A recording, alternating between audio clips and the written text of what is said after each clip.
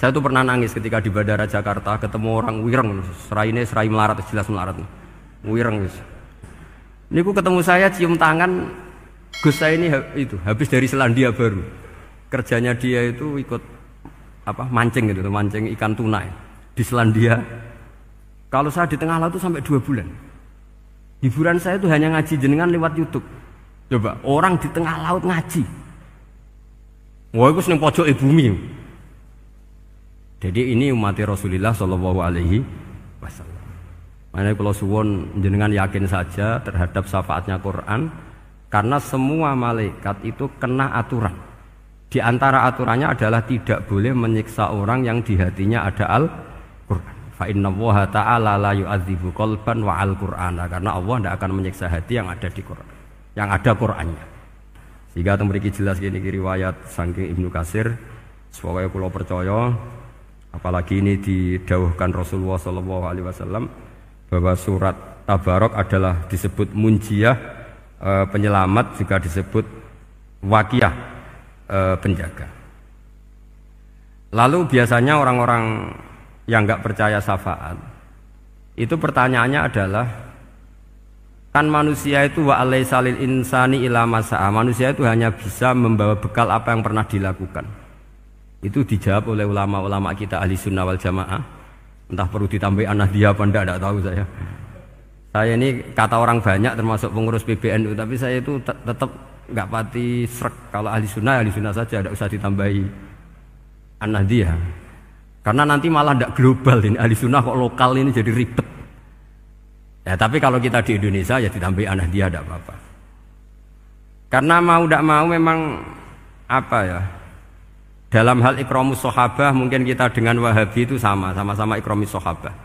Tapi dalam hal percaya wasilah kita ini ada miripnya dengan Syiah, karena Syiah percaya wasilah, NU percaya wasilah. Tapi dalam bab ikramu kulli sahabah beda kita dengan Syiah. Fa innas Syiin itu ada sahabat yang dihormati, ada yang enggak. Akhirnya terus kita karena itu terus bikin ahli sunnah An-Nahdliyah, karena Wahabi itu ya ahli sunnah tapi enggak percaya apa? Wasilah. Ya katanya gitu, kata para pakar-pakar. Saya sendiri hanya nirukan, saya tidak punya kepentingan untuk menganalisis itu. Enggak. Karena pertanyaan di kuburan itu ya gampang, nanti marbuka, manabiuka itu gampang lah.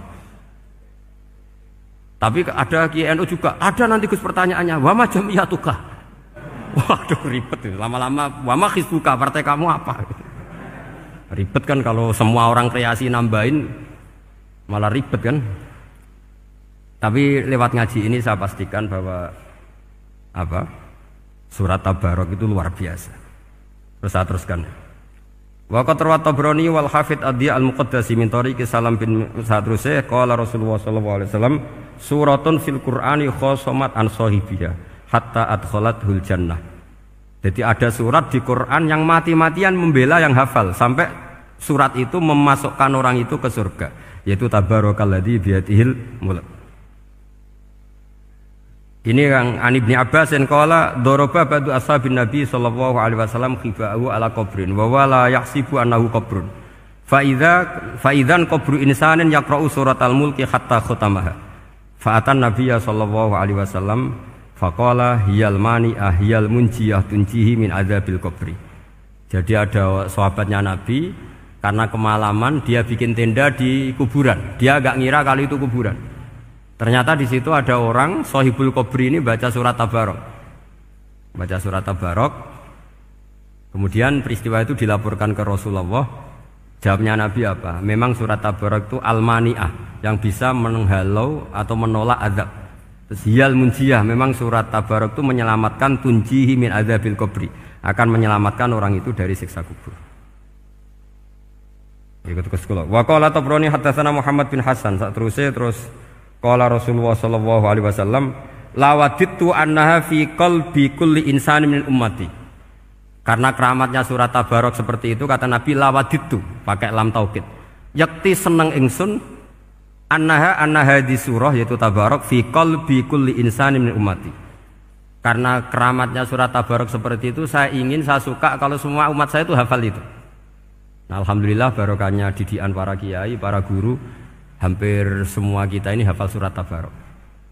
Daripada yang kampanye harus hafal Quran semua, ya sudahlah, ini al-maisur la yasqutubil ma'sur, atau ma la yudraku kulluh la yudraku kulluh. Jadi saya itu punya santri orang Sulawesi, itu dulu guru gitar, santri di Jogja. Dia dulu sekolah kesenian di Jogja terus jadi guru gitar. Saya ini kan kiai fikih, saya mazhabnya sama dengan Pak Najib, termasuk ngaramkan gitar. Saya ini mau tak haramkan kok ora gelem ngaji malah ribet, tak halal ngomong gitar kok tak halal. Semeneng ae. Semeneng ae. Saya niru Mbah Mun, nek ono jawabane semeneng gak.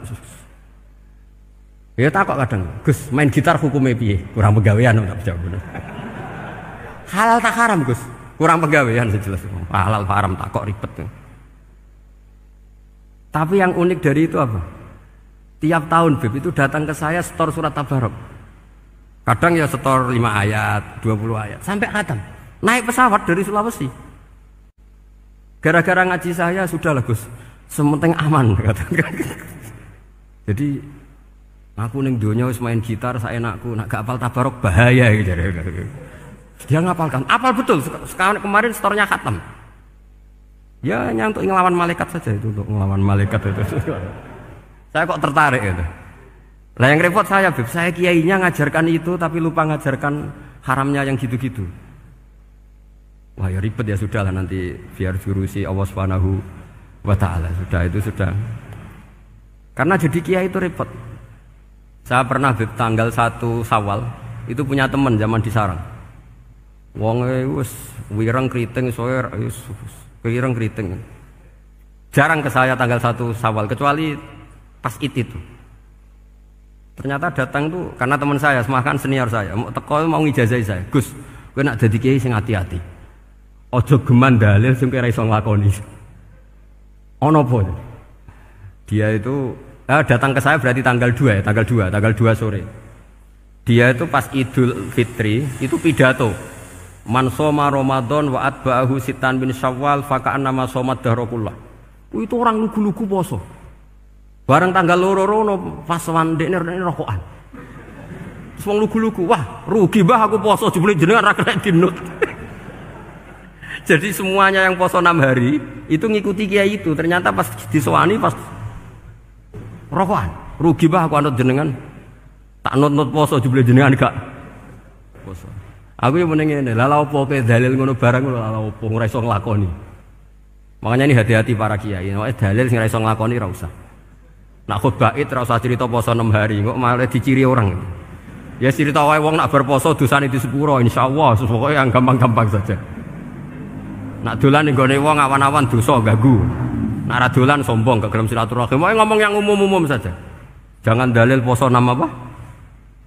Hari. Itu sekali ada yang nganut ternyata kamu ndak bisa, wah itu repot. Ya jadi saya berharap sekali keyakinan guru-guru kita bahwa Al-Quran mensyafaati itu kita terima. Kita terima an ilmin wa an bayinatin wa an hujatin. Kita bukan sekedar terima karena itu dawe guru enggak, tapi satu bayinah. Yaitu logikanya adalah malaikat itu mukallaf. Mukallaf itu kena aturan hukum. Jika manusia kena aturan hukum harus menghormati orang hafal Quran, maka malaikat juga kena aturan yang sama. Yaitu harus menghormati yang hafal Quran. Jadi boleh kamu nanti ketemu malaikat mungkar nakir, sertifikat Iqra khatam, qiraati khatam. Syahadah saya hafid terbaik. Ya supaya dia enggak sembarangan nyiksa kita. Wah aku yakin mesti gak wani, yakin. Jajal sebenarnya. Tapi sampean matur, ojo tes tapi. Karena sekali dites bulet tuh. Ya jadi ini jelas ya dawuh Nabi ketika cerita keramatnya surat Tabarok, dawuh Nabi lawaditu annaha fi qalbi kulli insanin min ummati. Wa qad rawa hadzal hadits Abd bin Humaid fi musnadihi bi absato min hadza. Faqala ada yang cerita lebih detail di riwayat itu fa innaha al-munjiyah wal mujadilah tujadilu auto khasimu yaumal qiyamah inda rabbiha liqairiha. Lah ini lebih gampang lagi. Surat Tabarok itu mati-matian bela yang baca. Semoga riwayat ini yang benar, bukan li hafidhiha tapi li qari'iha. Sampeyan milih riwayat yang hafal apa yang baca? Baca apa hafal? Baca apa hafal? Korupsi kabeh, guys. Jadi ada riwayat itu tujadilu au tukhasimu yaumal qiyamah inda rabbiha liqari'iha. Bagi yang baca tidak harus hafal. Wa tatlubulahu ayun jiyahu min adzabin nar wa yunjiya biha utawayan sahibaha min adzabil qabri. Jadi surat ini akan mati-matian bela yang membaca. Tadi kan riwayatnya hafal, jadi saya terjemah hafal terus. Akhir-akhir kok ada diskon cukup baca ya, ini tak ganti karena ini demi jenengan tak cari riwayat paling gampang. Sebetulnya ini enggak etis, kayak ilmu pesanan. Ya, tapi ya sudah, memang ada riwayat apa? Liqariha. Akhirnya Nabi ya lagi-lagi menutup dawe lawaditu annaha fi qalbi kulli insani min ummati. Saya suka lawaditu itu pakai lam li taukid itu. Lawaditu annaha fi qalbi kulli insani min ummati. Tapi saya suka sekali kalau itu ada di hati semua umatku. Artinya gini, dari sekian riwayat sebetulnya itu kuat riwayat yang hafal. Karena Nabi selalu menutup dengan ngendikan saya suka kalau itu ada di hati, selalu ada di hati. Itu artinya hafal apa baca? Loh menengah sampai pusat kandani kok angel teman. Hafal apa baca? Lawaditu annaha fi qalbi kulli insani min ummati. Itu hafal apa baca? Hafal. Ya berarti hafal. Ini yang hafal tabarok berapa? Semua ya? Hafal semua? Aman berarti, no?